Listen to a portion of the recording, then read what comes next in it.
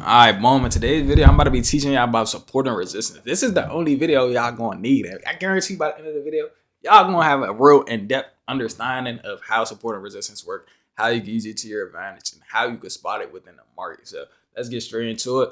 Alright, so we're gonna go to the daily chart because one thing I want y'all to understand about support and resistance is the higher the time frame, the stronger the support and resistance zones are going to be. Alright, and so the way support and resistance works is it's a level where price constantly touched. It may have bounced off of it, had aggressive pushes off of it, and it's points of the market you can identify to help you get entries within the market.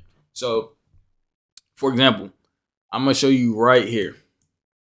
Let's go to this daily chart of gold. Price came right here, came up, came right here, bounced up, came right here, bounced up. So this would be a level of support.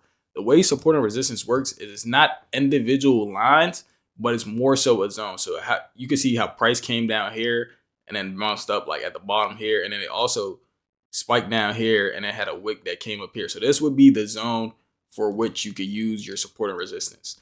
So right here, this would be the support zone. And then the up top part where it wicked up here would be your resistance. So as you can see, it came right here. And then it also had a closure candle right here where it spiked off of it. So this would be the resistance right here. This would be support. So I'm gonna go over it one more time. It came down here, bounced here, and then for the top part of the zone, it bounced here, bounced here, bounced here. At the top part of this zone, bounce here, and then bounce here, and it didn't have a full close above right here. So, and it also showed some support right here because the thing about resistance is previous resistance then turns into support. So remember, resistance is your ceiling, support is your floor. So think of it like this. You're playing on a team with LeBron. You feel me? LeBron is on your team. He's going to get you the assist. That's your support. But as soon as you switch teams, go on that other side, now he's playing defense. He doesn't want you to get back on his team. He's trying to do everything to prevent you from scoring now. You kind of get the gist right there. I had to break it down in NBA terms. But yeah, that's essentially how support and resistance work. And the thing is, with support and resistance, you're going to want other tools that allow you to identify whether it's a good point of entry or not. And one of the tools I use is the volume indicator. So you can find a volume indicator by typing in volume right here, clicking this, and then it's going to bring up these lines right here. Then just double click those bars and the screen's going to appear. What you're going to want to do is change the moving average length to 50. You're going to want to change the style to having a volume MA. You could change it to whatever color you like. I changed mine to white. But what this does, it shows you parts of the market where the volume is high. So if it's above this line, it has high volume. If it's lower than it, or like even an extremely low part right here, it shows you low volume. So when a move is breaking above a resistance zone, it typically has a rising volume, as you can see right here. It was a rising volume on the move up, but when it came down, volume started to decrease. So if you see a decreasing volume when it comes back to the support, then that shows you that price may not break below it because there's a loss of sellers within the market. So this is where buyers can step in and then continue it to the upside. So that's essentially how break and resets work. Let me show you on a smaller time frame so y'all can get the gist even more. It's going to be a lot more apparent on a smaller time frame. Let's go to the hourly. So as you can see, when price was rising up, it was an increase in volume. As it started to get to the zone, volume decreased heavily. And that's what caused it to reject off the zone. When it came back up, it had a spike up. It came to the zone, started decreasing. That's what's leading it to continue falling. So that gives you a gist of how you compare volume with these indicators. Let me show you where it finally broke above so y'all can see how it worked in that instance. As you can see, volume increased heavily. Right here, it was above this line. It had high bars, as you can see, continuously going up, and then that's what led to the move to the upside. So using that within your trading will allow you to get better entries in the market, and it will help you have another confirmation for your strategies. Let's go to a smaller time frame. Let's go to the 15-minute chart on gold.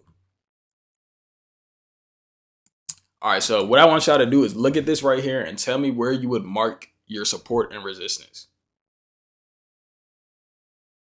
All right, cool. I'm about to show you where I would put it. I would put the top zone right here, and I would put the bottom zone right here. And the reason I'm doing it like this is because it was multiple touches at this level and multiple touches at this level. As you can see, boom, boom, boom. So when price broke above this zone, that's when it had a big move up. And then as for support, I would put the bottom zone right here. As you can see, price came down, bounced off of it here, bounced off of it here. And then it also had 2 wicks down right here. So that's literally how I draw my support and my resistance. And I use it in my trading just like that. All right, one more thing I want to point out is support and resistance can also be diagonal lines too. So if you were to grab this right here, like you click on the second part, click on trend line, and then you click here and then drag it up, you can drag a trend line up to see where the trend is and areas of support where it's bouncing off of a trend line. So as you can see, go this down just a little bit. All right, so as you can see right here, price came here, boom, bounce here, bounce here, bounce here, bounce here, bounce here, and then bounce here. So you can also pair that with your support and resistance to get better indications of when you could be entering the market. So let's say you're at a trend line. Let me take this trend line, for example, and it's going to be a little bit clearer. All right, so let's say you were at this part of the trend, right? And you notice that it was support right here. Let's say you're seeing depleting volume right here. That could be an indication to get in the market, as there's a lack of sellers at this point, and there's also a support for you to have. That's just one more way you could pair support and resistance along with trend lines. And trend lines could also go in the inverse where it's going down. So let's say something like this, and tapping this point, tapping this point, tapping this point, and then it breaks above. That could be a sign that the market is now reversing and could offer you an opportunity to the upside as well. So, but yeah, I'm not gonna make this video too long. That's really just covers the basics of support and resistance. Once you pair with other indicators like the VWAP, 200 MA, and other trading strategies, that's what allows you to get even more insight within the market. But to cover everything in one video, it would be a super long video. So I'm gonna drop another video covering the moving averages and how I utilize those and VWAP, so you can understand how I pair these confirmations with my other strategies.